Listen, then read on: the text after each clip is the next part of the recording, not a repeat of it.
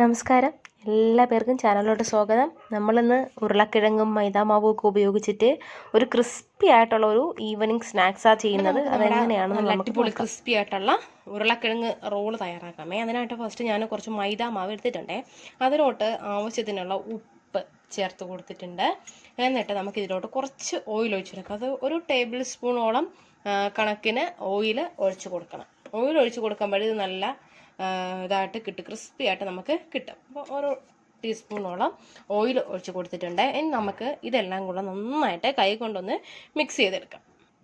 അപ്പോൾ ഞാൻ നന്നായിട്ട് മിക്സ് ചെയ്തെടുത്തിട്ടുണ്ട്. ഇനി നമുക്ക് ഇതിലോട്ട് കുറച്ച് വെള്ളം ഒഴിച്ച് കൊടുത്തിട്ട് നന്നായിട്ട് കുഴച്ചെടുക്കാം. നന്നായിട്ട് ഒരു 10 മിനിറ്റോളം നിങ്ങൾ സമയം എടുത്തിട്ട് ഇത് നന്നായിട്ടൊന്ന് കുഴച്ച് നല്ല സോഫ്റ്റായിട്ട് ഇതെടുക്കണം. അപ്പം മാവ് എന്ന് പറയുമ്പോൾ മാവിൻ്റെ പരുവം എന്ന് പറയുമ്പോൾ ഒരുപാട് കട്ടിയാവാനും പാടില്ല, ഒരുപാട് ലൂസ് ആവാനും പാടില്ല.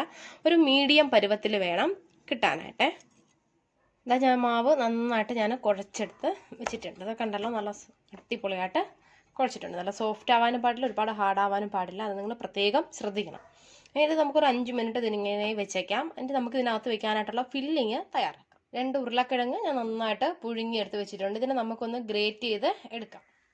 ഉരുളക്കിഴങ്ങ് നന്നായിട്ട് ഗ്രേറ്റ് ചെയ്തെടുത്ത് വെച്ചിട്ടുണ്ട്. കണ്ടല്ലോ, ഗ്രേറ്റ് ചെയ്തെടുക്കണം എന്തിനെന്ന് വെച്ചാൽ ഒരു കട്ടയൊന്നും കെട്ടാണ്ട് നല്ല പെർഫെക്റ്റ് ആയിട്ട് കിട്ടാനായിട്ടാണ് ഞാൻ ഗ്രേറ്റ് ചെയ്ത് എടുത്തിട്ടുള്ളത്.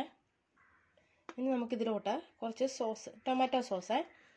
ഇതിപ്പോൾ ഞാൻ കുട്ടികൾക്കായിട്ട് ചെയ്യുന്ന ഒരു റെസിപ്പിയാണ്, അതുകൊണ്ടാണ് ഞാൻ ടൊമാറ്റോ സോസ് ഒഴിച്ചത്. ഇപ്പം നിങ്ങൾ വലിയവർക്ക് കഴിക്കാനാണെങ്കിൽ നിങ്ങൾ കുറച്ച് മുളക് പൊടിയും ഗരം മസാല, മഞ്ഞൾപ്പൊടി, ഒരു സവോള എല്ലാം കൂടെ ഇട്ടിട്ട് നന്നായിട്ട് വഴറ്റിയതിന് ശേഷം ഈ ഉരുളക്കിഴങ്ങും കൂടെ അതിലോട്ട് ചേർത്തിട്ട് എല്ലാം കൂടെ നന്നായിട്ട് മിക്സ് ചെയ്തെടുത്തിട്ട് ഇതിൽ ഫില്ലിംഗ് ആയിട്ട് ചെയ്യാവുന്നതാണ്. അപ്പം ഞാനിപ്പം അങ്ങനെ ഞാൻ ചെയ്യുന്നില്ല, ഇത് മക്കൾക്കായിട്ട് ചെയ്യുന്ന ഒരു റെസിപ്പി ആയതുകൊണ്ട് ഞാൻ കുറച്ച് ടൊമാറ്റോ സോസും അതുപോലെ തന്നെ ഉരുളക്കിഴങ്ങൊക്കെ ഈ ഒരു രീതിയിൽ മിക്സ് ചെയ്തെടുത്തിട്ടാണ് ചെയ്യാനായിട്ട് ഉദ്ദേശിക്കുന്നത്.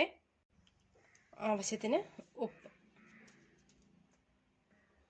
ഇതെല്ലാം കൂടെ നന്നായിട്ട് നമുക്കൊന്ന് മിക്സ് ചെയ്ത് കൊടുക്കാം. അപ്പം നിങ്ങളുടെ കയ്യിൽ മല്ലിയില ഉണ്ടെങ്കിൽ മല്ലിയിലയും കൂടെ ചേർത്തിട്ട് ചെയ്തോളൂ. അപ്പോൾ കുറച്ചും കൂടെ ഒരു സ്വാദായിരിക്കും. മല്ലിയില ഇല്ല എങ്കിൽ സ്കിപ്പ് ചെയ്തിട്ട് ഈ രീതിയിൽ ചെയ്തോളൂ. അപ്പോൾ കുറച്ചും കൂടെ ടൊമാറ്റോ സോസ് ഞാനൊന്ന് ഒഴിച്ചു കൊടുക്കുകയാണ്. അപ്പം നമ്മൾ മിക്സിങ് റെഡി ആയിട്ടുണ്ട്. അതിന് നമുക്ക് തയ്യാറാക്കാനായിട്ട് നേരത്തെ തയ്യാറാക്കി വെച്ച മാവിൽ നിന്ന് ഞാനത് കുറച്ച് മാവ് ഞാൻ എടുത്തിട്ടുണ്ട്. ഇനി നമുക്കിതിന് നന്നായിട്ടൊന്ന് പരത്തി എടുക്കാമേ. നമുക്ക് കുറച്ച് മാവ് ഇതിൻ്റെ പരത്തതുപോലെ ഒന്ന് തൂറ്റി കൊടുക്കാം. നമുക്കൊന്ന് പരത്തി കൊടുക്കാം.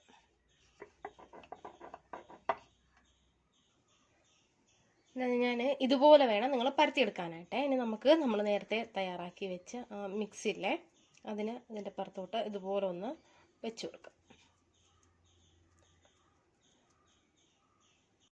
എന്നിട്ട് ഇതുപോലെ ഒന്ന് മടക്കി കൊടുക്കാം. മടക്കി കൊടുത്തിട്ട് എല്ലാ പോർഷനും ഇതുപോലെ ജസ്റ്റ് ഒന്ന് ഒട്ടിച്ചു കൊടുക്കും.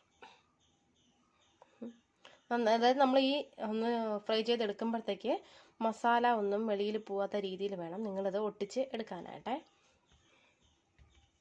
ഇനി നമുക്ക് ഇതുപോലെ ജസ്റ്റ് ഒന്ന് ലൈൻ ഇട്ട് കൊടുക്കാം. അപ്പോൾ ഈ എൻഡിങ്ങും നിങ്ങൾ കട്ട് ചെയ്തെടുക്കണേ.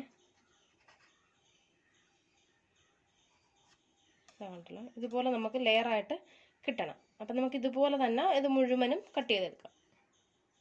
അപ്പോൾ അതാ ഞാനെല്ലാം കട്ട് ചെയ്തെടുത്തിട്ടുണ്ട്. ഇനി നമുക്ക് വീണ്ടും ഇതിനെ ഇതുപോലെ ഒന്ന് മറിച്ച് കൊടുക്കാം. മറിച്ച് കൊടുത്തിട്ട് ഇതിനെ ഇങ്ങനെ ഓരോന്നായിട്ട് ഇതിൻ്റെ മേലെ ഇതുപോലെ ഒന്ന് ഒട്ടിച്ചു കൊടുക്കാം. അപ്പോൾ നമ്മളിത് ഒട്ടിക്കുന്നതിന് മുമ്പ് ഇതിൻ്റെ മേലെ കുറച്ച് വെള്ളം ജസ്റ്റ് ഒന്ന് തടവി കൊടുക്കാം. കുറച്ച് വെള്ളമാണേ, അങ്ങനെ ഞാൻ ഇതിൻ്റെ മേലെ ഇതുപോലെ ഒന്ന് തടവി കൊടുത്തിട്ടുണ്ട്.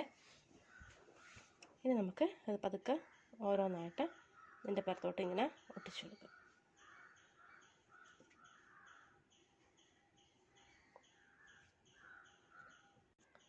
ഞാൻ എല്ലാം ഒട്ടിച്ച് കൊടുത്തിട്ടുണ്ട്.